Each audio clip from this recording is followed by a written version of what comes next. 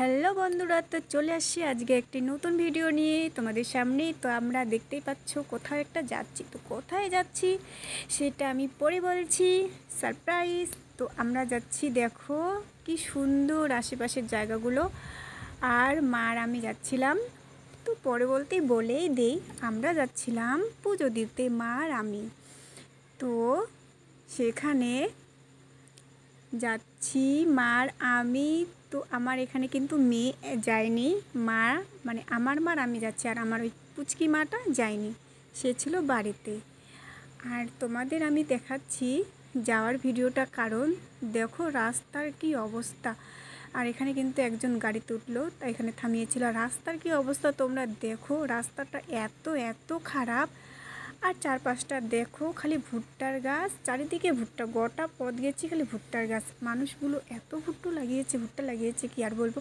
কিন্তু ভুট্টার অবস্থা একবারে খারাপ হয়ে আছে, গাছের মধ্যে শুকিয়ে একবারে ঝুলে ঝুলে আছে, তবুও কিন্তু ভুট্টাগুলো ছুটায়নি। তো তার জন্য আমি এটা কিন্তু ভিডিও করলাম। দেখো যে ফসল আবাদ করছে, কিন্তু মানে মানুষের এত কাজের চাপ এই সময়টা, ধান কাটা, আবার এদিকে ভুট্টা করা, ছুটানো।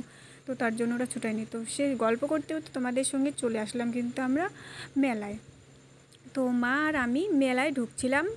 তো তোমরা দেখতে পাচ্ছ আমরা যাচ্ছি, বুঝতেই পারছো। তো মানে ঢুকে গেছি মেলাতে।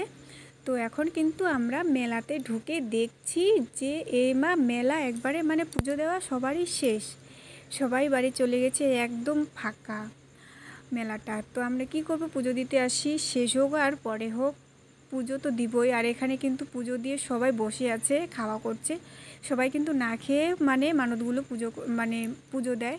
আর আমরা এখানে প্রসাদ নিচ্ছিলাম এই মাকে দেওয়ার জন্য। তো এই পুজোটা হচ্ছে আমাদের পাঁচহাটা গ্রামটার নাম, আর ঠাকুরটার নাম হচ্ছে পাঁচদীপ্তি মেলা।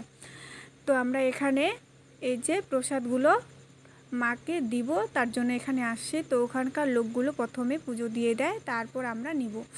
তো আমরা হচ্ছে মানে আমি নিয়ে নিলাম।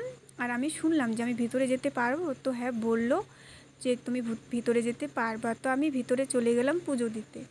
তো একটু ভয়ও লাগছিল, যেহেতু মানে শুনলাম যে যেতে দিবে কি না। তো আমি শুনে তারপর গেলাম। তখন তো এমন প্রচণ্ড ভিড় যে ভিতরে যাওয়াই যায় না যখন পুজোটা হয়। তার জন্য শুনে নিয়েছিলাম যে যেতে দিবে কি না। তো যেতে বললো।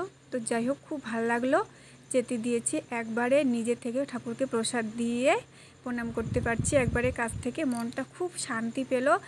অনেকবার গেছি কিন্তু এরকম কাছ থেকে মানে হচ্ছে সেরকম পুজো দিতে পারিনি, খালি একবারই পারছিলাম পুজো দিতে, কিন্তু এত ভিড়, খুবই তাড়াহুড়ো করতে হয়েছিল। তো এখানে মন শান্তি করে পুজো দিলাম। আর এখানে আমি কিন্তু মেন কথা হলো, এখানে আমি যেটা মানত করছিলাম সেটার ফল পেয়েছি। তো তোমরা যদি কেউ এখানে মানত করতে চাও, তো অবশ্যই মন দিয়ে মানত করবে, অবশ্যই ফল পাবা। যেহেতু আমি পেয়েছি, আমি প্রমাণ পেয়েছি। তো তার জন্য তোমাদের বলছি, তোমরা যদি কেউ মানত করতে চাও, অবশ্যই মন দিয়ে মানত করবে, অবশ্যই ফল পাবা এই ঠাকুরের কাছে, পাঁচদীপ্তি ঠাকুরের কাছে। তো এখানে অনেক ধরনের ঠাকুর ছিল, অনেক। তোমাদের সব ঠাকুরের ভিডিও করে দেখায়নি, কেননা সেটা সম্ভবও না সব ভিডিও করা। তো এখানে এই যে শিব ঠাকুর ছিল, তো কি সুন্দর ঠাকুরটা দেখো, চারপাশটা কি সুন্দর ঘেরার করে আছে। আর এখানে পুজো দিয়ে কিন্তু আমরা এখন চলে গেলাম বাজারে, মানে হচ্ছে একটু কেনাকাটা করব। তো এখানে কেনাকাটা করছে মা, আর আমি একটু ভিডিও করছি। চারপাশটা দেখো, অনেক কিন্তু দোকান আসছিল, সেরকম কিন্তু দোকানগুলো ভিডিও করিনি। আর আমরা বললাম না এমন টাইমে গেছি, মানে একবারে শেষে। তো এখন হচ্ছে অতটা ভিড় নাই, কিন্তু রাত্রে খুবই খুবই প্রচণ্ড ভিড় হয়। আর আমরা গেছিলাম কিন্তু বিকালের দিক সেরকম ভিড় লাগে না, লাগে কিন্তু দুপুরে।